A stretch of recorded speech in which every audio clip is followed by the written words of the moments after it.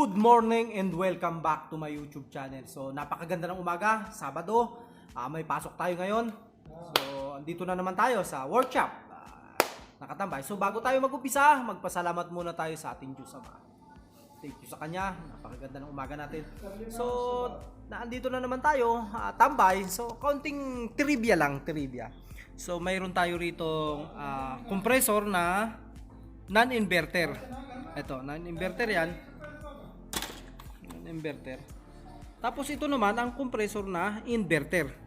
Ayan, so sa sagri siya ha. Sagri. Ayan, paano ba to? So sagri siya na compressor na inverter. So ano ba yung mga pagkakaiba niya? Ano ba ang pagkakaiba ng non-inverter at inverter? So kaunting trivia lang to ha. Hindi po tayo magaling. Kaunting kaalaman lang. So kasi sa non-inverter muna tayo. So yun ang inverter kasi, pinapaandar lang siya ng direct sa kuryente. So ang gamit lang niya, ito, capacitor. So may running, common running starting lang siya. So dito lang siya yan, nakalagay. So ito yung non-inverter. Gamit lang siya ng capacitor para umandar na siya. So ilang yun yung pagkakaiba niya. So direct siya sa kuryente. 410 na rin siya. So less na rin yung kuryente niya. Kasi mga bagong modelo yan. So pulpul, ano naman yung inverter? So yung inverter naman, ito yung mga gray na inverter. Kasi meron kami yan. So ginagamitan siya ng napakaraming ganito. Ayan, yung PCB. Ito sa 24 video. So ganito yung mga gamit niya. Napakarami. Isipin nyo, dito itatambak muna yung kuryente, gagawin niyang DC. Dadaan siya rito, gagawin niyang DC. Gaano ba kalakas yung na yan? Ayan oh. 450 volts, 680 microfarad yung pinag-iimbakan. Tatlo siya bago niya mapaandar tong compressor na inverter. So ayan. Kaya natitipid siya kasi ginagawa niya munang DC yung kuryente. So kahit tumaas yung kuryente, wala pa ring kuwan to. Okay lang.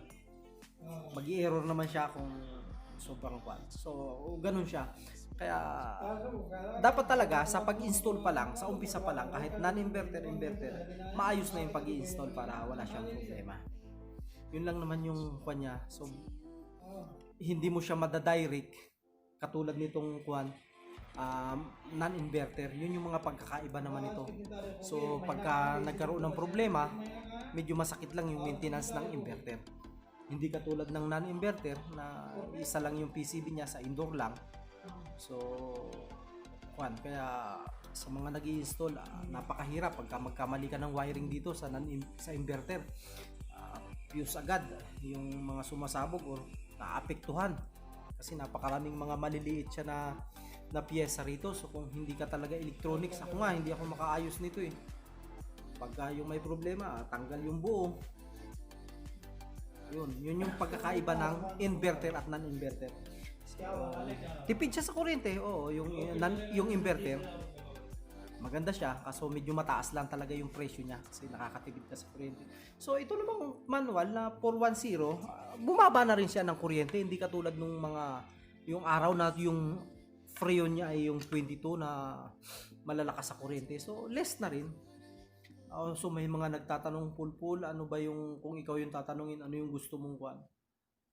Ako kasi sa atin naman dyan sa Pilipinas, mga maliliit naman yung aircon natin dyan kasi kung mga bahay-bahay lang naman, kung kuan, inverter o non-inverter, so napakahirap eh. Pag ako tatanungin nyo, ang gusto ko yung manual na lang, yung 410 siya na mga non-inverter. So, kasi yung maintenance niya, kasi ako kasi nalalaman ko, kasi technician ako, hirap kasi sa maintenance yung gastos, yun yung mahirap, yung gastos pag nagkaroon ng problema yung inverter. So ganun siya yung pagkakaiba na. So itong non-inverter, paandarin mo lang ng with capacitor. So ito namang inverter na sinasabi, ito gagamit ka ng ganito. Yan. Ito, ang tataas niya, no, microfarad na yan, 450 volts, 680 microfarad yung pag-iimbakan niya. Ayan. Yan siya yung PCB niya, yung inverter na yan. sa 18 BTU. So may kaunti na naman tayong kaalaman na hindi tayo expert ha. Lang tayo dito sa channel natin. Lang. Upload lang ng upload kasi kung may natutunan naman kayo, ganun. So, yun, may kaunti na naman tayong sa mga nakakapanood nito, ikaw na nanonood ka, subscribe mo, like, comment kung may gusto kang tanong. Kung hindi naman natin kaya, marami naman tayong mga kaibigan dyan sa Riyadh. Tumatawag naman tayo sa kanila. Kung hindi talaga natin kaya, okay naman sila dyan, mga mabait. Si Kuya Mark, si Norhan, yan, kaibigan natin yan. Lagi tayo rin tumatawag dyan. Kaya may mga problema tayo. Sila talaga yung magagaling. Sila yung nagtuturo sa atin. Kaya tinatransfer lang natin yung nalalaman natin. Ayan. Subscribe, tapos yung bell para pag may bagong upload si Trabahong Pulpul, napapanood nyo agad. Tanong, ganon. So maraming salamat. Malapit na tayong ma-monetize. Konting panahon na lang, sana. Kung maraming manood, mas mabilis na.